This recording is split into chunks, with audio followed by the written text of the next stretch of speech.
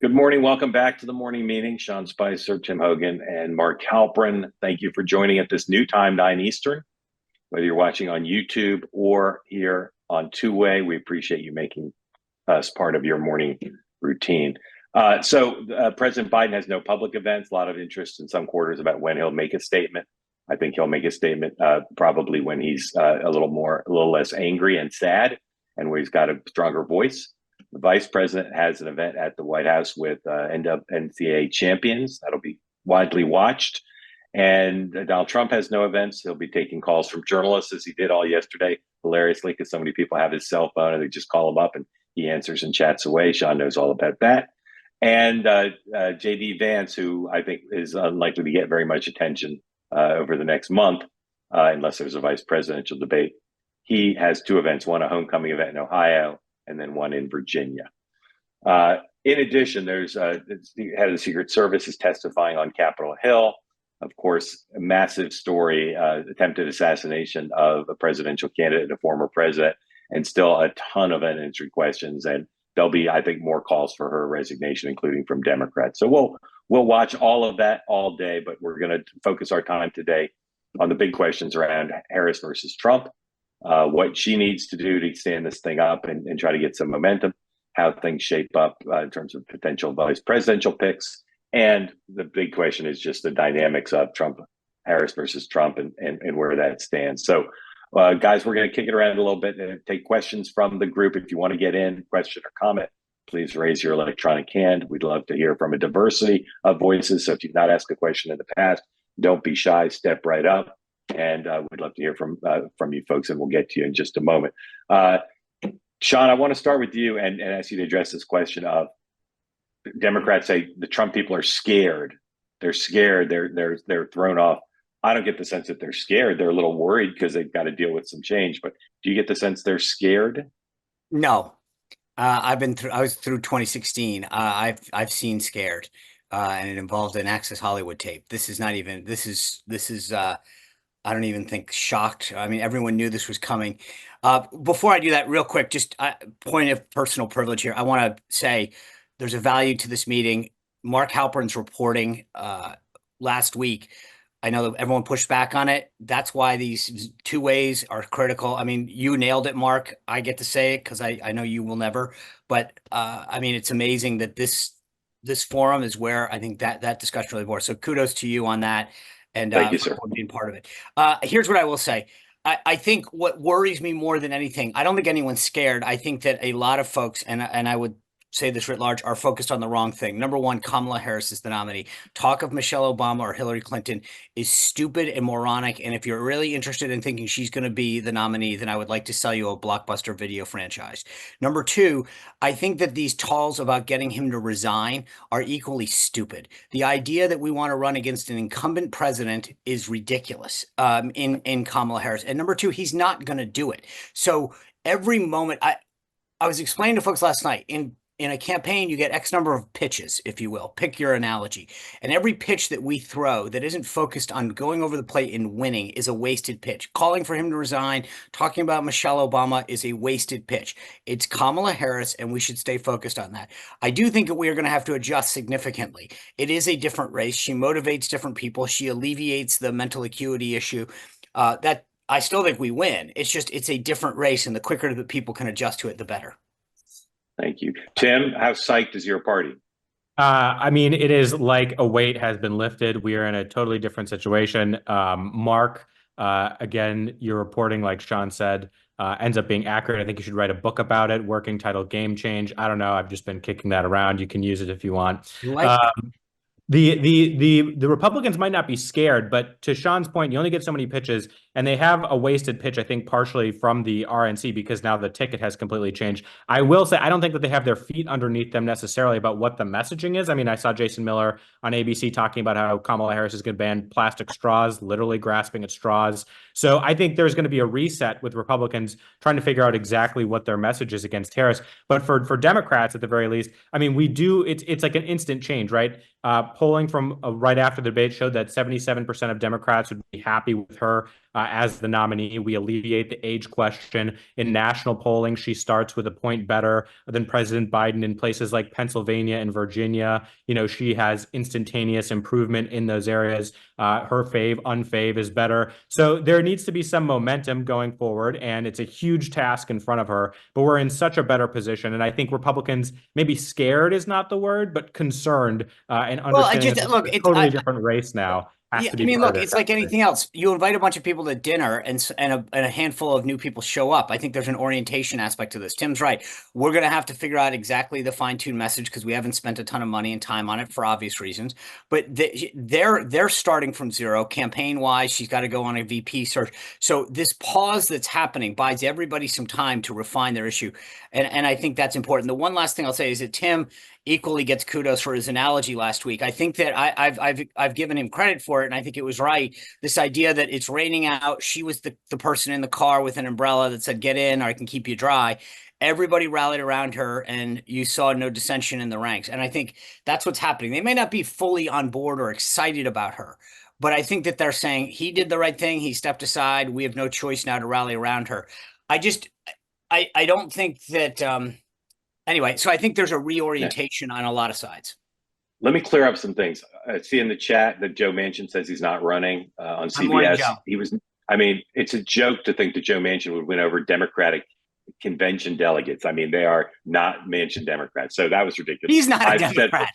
I've said, right, he's not even a Democrat, have to re-register. The people who aren't endorsing her, like Barack Obama and the congressional leaders, they're doing it to help her. They're not shopping for another candidate. They're trying to dilute the impression that this is a inside party power people picking the nominee. She wants to be seen as earning it. That's why when I originally reported, which was true at the time, that President Biden wasn't going to endorse her, same thing. He changed under pressure. But the speculation that they're not all on board with Kamala Harris is absurd. They'll all be on board. The DNC is working out the process. I got a lot of questions in the last 24 hours. What's the process going to be? They're working it out. I don't think it really matters. Whether there's a virtual roll call or not, whatever happens, she'll be nominated and she'll be the nominee. I have no idea when she'll name a running mate. Guys, I'm still thinking it's Mark Kelly. It makes so much sense. The more it gets talked about, the more sense it makes. We had Meghan McCain on two-way yesterday, extolling his personality, etc. There's no perfect candidates, but to me, Kelly is head and shoulders above these other choices. Tim, what do you think? I know. Yeah, I was a Shapiro fan. I think now I've switched a little bit to Cooper, reading a little bit more about his biography. First elected to office at the age of 29. Does that remind you of anybody? In North Carolina, has won 6 statewide races there since 2000. Knows Kamala Harris well. They were both attorney generals. She has been down there at rallies with him, sort of test running him, although, probably would not be an admission that they would make in previously. And I think puts to the extent that a VP can put a state in play, he would do so or help boost that with Kamala Harris at the top of the ticket. So Tim, is he an astronaut, Tim?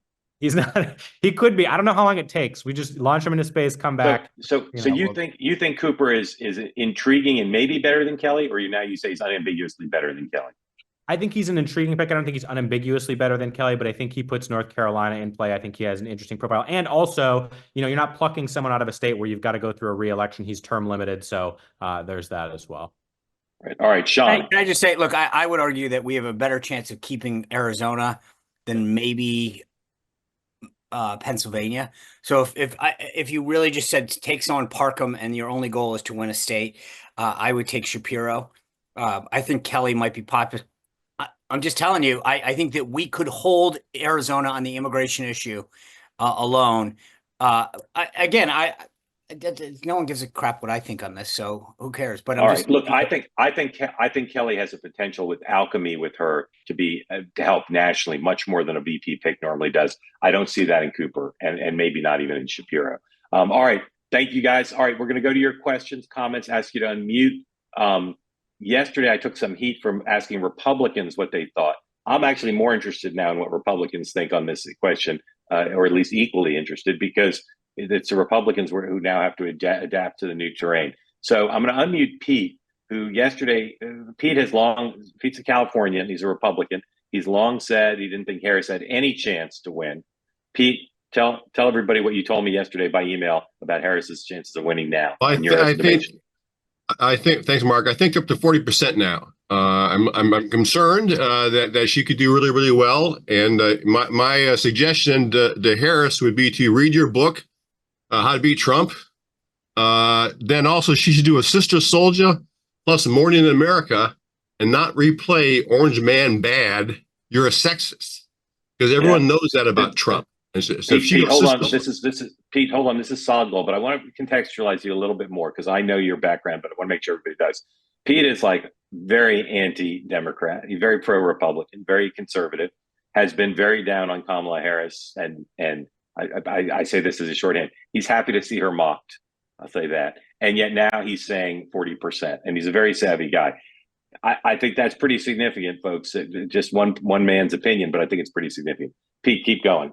Yeah, my concern is that it's going to be a rerun of 2016. Trump's going to roll out the old Hillary attacks. Kamala's going to roll out the old Orange Man Bad attacks, and it's going to sort of irritate everybody, and it'll probably be really close. And who knows, could win. And then my prediction for an October surprise might be Meacham's trying to put Trump in jail. I think would powerhouse the Trump base. So I think Meacham, if he's smart, just stays out of it. But who knows what's going to happen there? But I think I'd like to see Trump do a Sister Soldier in reverse, take the high road and let Nikki Haley be the attack. There'll be enough Harris attack dogs that Trump should actually surprise people and take the high road. That I think would shock people in a positive way. Thank you, Pete. Alex Castellanos, who the other day on Two-Way said he thought Harris could go ahead in the polls, but wouldn't think she would win necessarily, but that she could go ahead. Alex, I'm wondering with the in light of the events yesterday, where you see her prospects at this point. Is she an underdog? Can't win? Even? Stephen, what do you think it is now? I think her prospects, at least for the immediate future, are pretty good. She's going to get a hell of a ride. We had two candidates that people didn't want in the race and didn't want to vote for. Now there's an alternative. Her image is pliable still. Yes, she's well known, but she is soft, and to that extent undefined. I think the key to the race now is who's the first to define Kamala. And if the Democrats screw around, Totally agree. If they screw around for a long time with this, she's not really the nominee yet and has to earn it. Boy, that's a mistake. That's a window you don't want to give Donald Trump. But assuming, I thought her first spot was really good. I think that's a great message. That spot, by the way, is from 2020. It's not a new spot. Oh, well, it's a new spot now. It's pretty good. You could take it right off the shelf and run it, but I made the same mistake. That and the green agenda. So I think she's going to outraise Trump for the immediate future. She's going to throw Biden completely under the bus and separate herself from the Biden agenda. This whole idea that Biden's done some sacrificial act here. Yeah, after Nancy Pelosi yanked out his fingernails. So I think the left is going to let Kamala moderate and still hang with her. And so I think Trump is still, in my view, favored to win this election. I think ultimately she is who she is, and there's just too much information for voters, so truth wins out even in politics. I think she won't make it. I think she's going to lose a lot of older white seniors that the Democrats have been getting, though she will energize younger voters. But at the end of the day, I think Trump still has the edge here because of the Biden record. But I don't think Trump has ever been in more danger in this election and closer to losing than he is right now. Thank you, Alex. Tim or Sean, you guys want to react to that? Yeah, I would just say, I think, as we said, the next 7 days are crucial. How we define Kamala Harris and what she does on her end are equally, and I think Alex is right. Who grabs the poll first, right, is going to be critical. And so how the Trump campaign and the RNC define her is going to be important, and how she starts to define herself and step out on her own is important. Tim? Yeah, there's a push and pull between, the coronation here and a somewhat waiting period and getting out there. But I think she just has to hit the campaign trail. She has to be out there doing rallies. I think, doing a series of events that shows more than what President Biden was able to do. So like 2-3 events a day. And I don't know when we get to the place, but she should request more debates, is my opinion. She should take as many moments as she can with Trump on a debate stage. Yeah, I mean, I think that the one interesting thing is I will say this: the push in the poll is going to be done by the media on the coronation. She doesn't have to say anything. She's already gotten 140 plus House members, 23, 24 senators, 13 of the 23 governors. She's going to be coronated by the media. They're going to say she is the person, and that's good for her. Then she doesn't have to say it herself. But you can't start calling for debates until you're the nominee. And I think Trump's got that in his corner where he can say, sorry, until you get it, I'm not doing this again. Sean, previously, President Trump's rhetorical position with Joe Biden was, I want as many dates as you'll do. If Kamala Harris says, I want 6 debates, do you think he'll agree? Do you think I think he's going to buy time. Look, I would argue, but eventually, do you think if she wants more debates, you think he'll agree, or will he hide behind saying, "I want all the debates to be on conservative media"? I think it's going to depend on how some of her appearances. If she comes out of the gate stumbling with some more word salads, he will relish the opportunity to do it. Whether it's a good move or not, he's going to say, "Look at her, I want to do it." But if she comes out strong, I think his staff might say, you can argue, "Hey, I already played this game. I'm not doing it again. I already did the debate. This was the deal I had with Joe, and you guys screwed with it." And he'll get out of it. But I think it's going to depend on how she handles herself. He just, as you know, he doesn't care what staff thinks. He's going to look at her appearances and say, I could take that on. Right. Okay. Paul, longtime Democratic operative, official, fundraiser, etc. Paul, tell us what you think or ask your question. Well, thank you, Mark. First of all, everybody's been right on this call, including Pete in California, except the number is higher than 40%. It's probably getting near 50. Question for the panel, for the co-hosts. In the dark, where the specialists play, right now staffing, I think, matters more than anything, particularly because, as we know, the vice president doesn't have great management skills. What are the shots? What are the chances of us getting somebody like a Jim Messina to come in quickly and right the ship and get things going, and or someone else, or a team of people? And going to the point about getting her out there, the Democrats have a terrific bench of advanced people, many of whom are professionals in other fields, and they come together during campaigns. This is the time for the A team to get out there immediately. I think Tim is exactly right. So that's my question. Staffing. Tim, you want to go first? Yeah, I think running a presidential campaign is like running a $2 billion startup. And now we are 107 days out and we have a new person leading the startup. So it's a huge question, the staff question. But I think for the most part, and the indications we're getting so far, is that she's going to inherit the Biden Harris campaign staff. I haven't heard of any shakeup yet. I think there's a very high possibility that she brings some of her folks in to the top of that campaign. But the benefit that she has is that the campaign is already built, and you have a lot of very good veterans, very skilled staffers already on that campaign. And in the effort to make this a seamless transition, I think she's going to absorb 98% of that staff. Look, she may absorb them. Mark's written about this. Politico's got a piece on it. We've all read it. She is a nightmare to work for. Let's be blunt. And I think that's going to be a problem. I get it. I actually think if you could get a Messina or a Pluff to jump in, that would be huge in itself. And really, I from an outside standpoint, from a Republican standpoint, that would be an eye popper. Okay. So regardless of what, I think they should offer Pluff $10 million and say, you have to show up tomorrow, but we're going to pay you $10 million. That's what I would do. But I just got to be, let's go back one step. I got to be honest with you. I cannot see how, if you're Harris, you trust that team up there. Don't have a choice. She doesn't have anybody who can manage a winning. She doesn't. There's no, the current campaign manager is her person. And I think they got to keep everybody because there's no time. The machinery has to keep operating. but they're not. Their chances of winning, presidential campaigns are about the candidates primarily, but there's literally talent out there that could greatly increase their chances of winning. I don't know if Ken Melman will come on or not. Ken, if you're in a position to come on, raise your hand, please.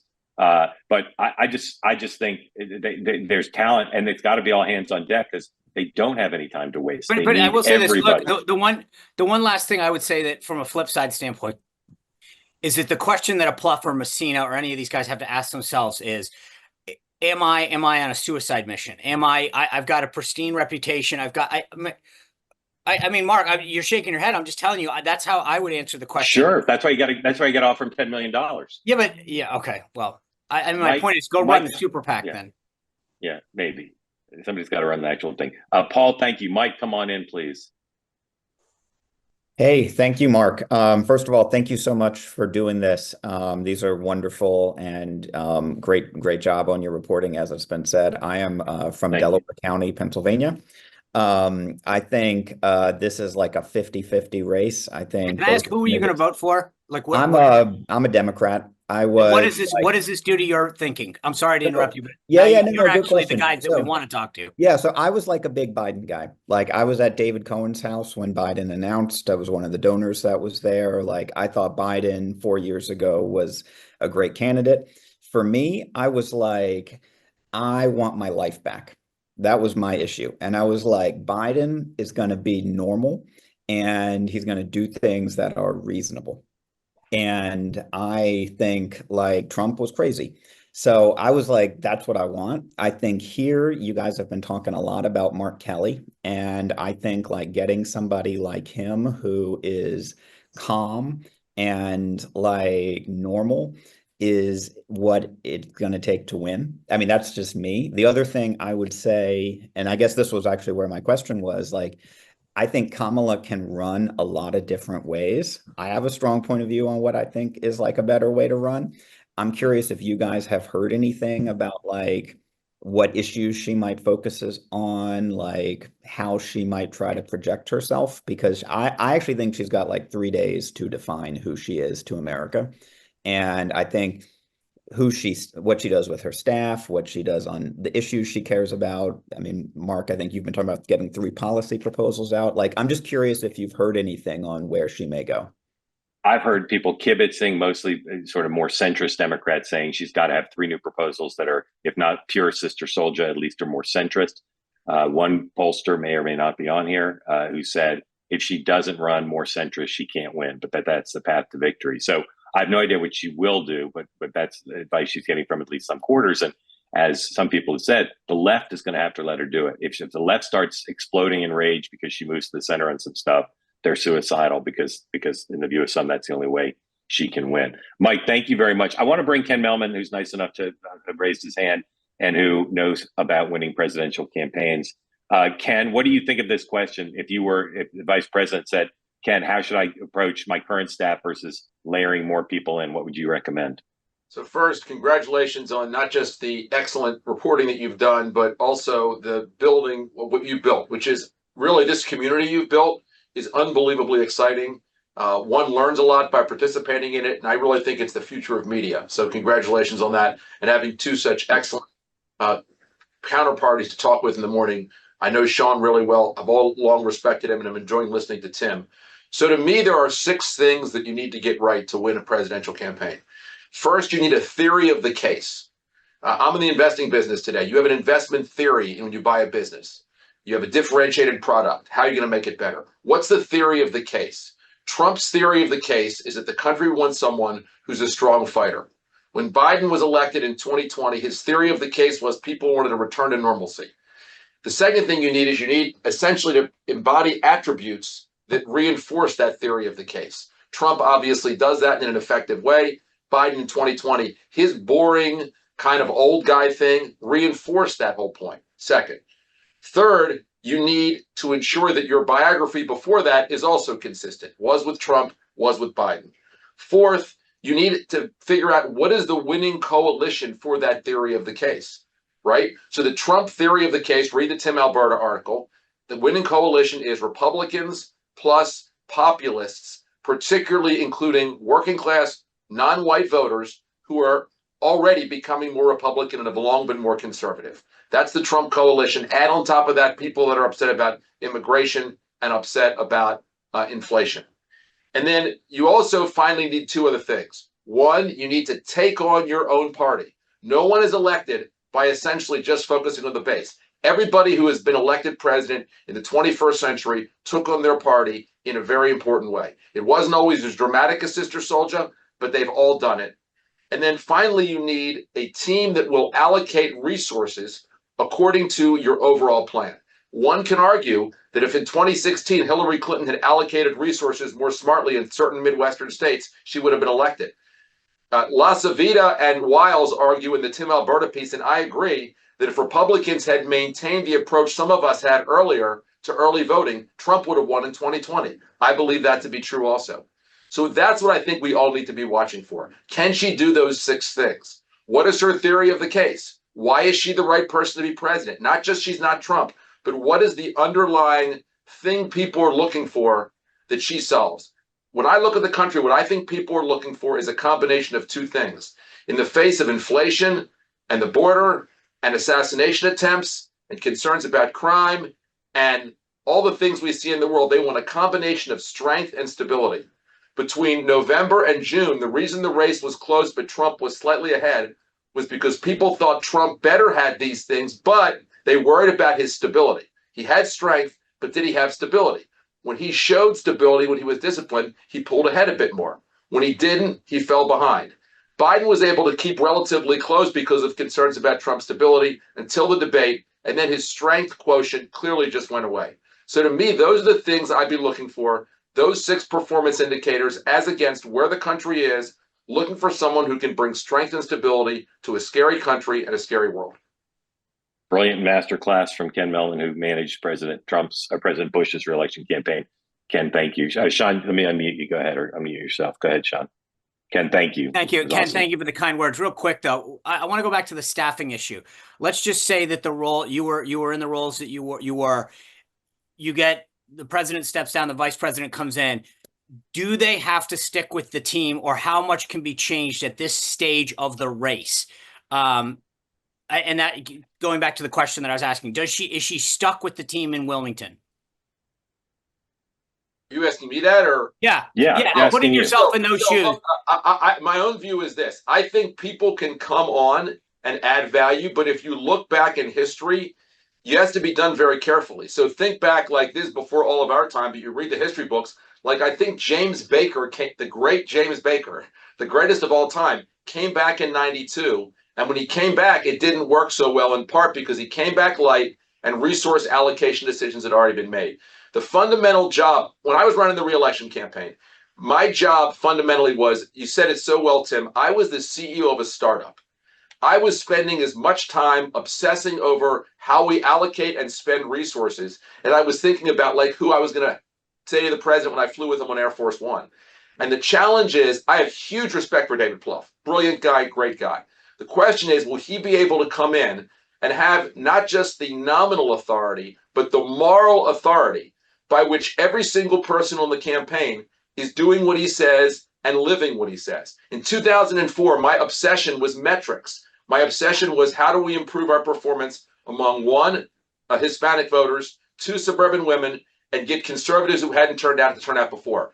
Literally every county, every precinct had data according to that. Everybody that was focused on media understood whether those viewers were watching particular shows that we booked people on. Our delegates were focused on that. The only reason all those people bought into that was they were part of the theory of the case. They owned it.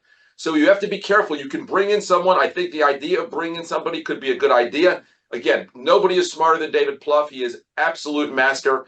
Messina is similarly outstanding. The question would be, does the organization follow them in a way that everybody's rowing in the same direction, or are they like the Washington guy, right? We're all familiar with people in corporate America and in political America who are famous names who come in, who the media likes, but who really don't own the organization. So what I would say is, do the hearts and souls and minds of all the people that work there move in that direction. I think La Savita, I've seen him perform. He has that. And I think Susie has that. And that's what they need to make sure they build in this campaign.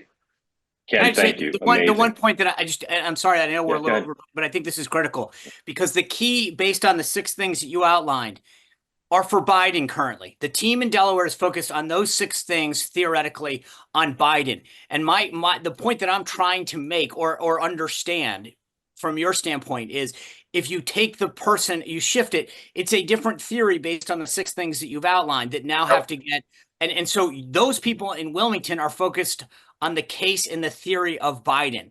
And doesn't Kamala need to bring in people that say, I understand her theory of the case? I think she does, and I think that the people in Wilmington can also have that theory. But she needs to together develop it, put it forward, and ensure that it's built into how the organization operates. And that doesn't mean it's a whole revamp. It means, but it's an important tweak and a substantive tweak. And if all they're going to do is to say Trump's a bad guy and it's about democracy, I don't believe that solves it. Again, attributes that solve an underlying problem. Democracy is not the answer. Trump lost last time not because people worried about democracy. He lost last time because people worried about chaos. They worry about what's important in their lives. So if the democracy point could be a challenge to him if they think it brings chaos to their lives. If I was Trump, my response to that would be, you know what?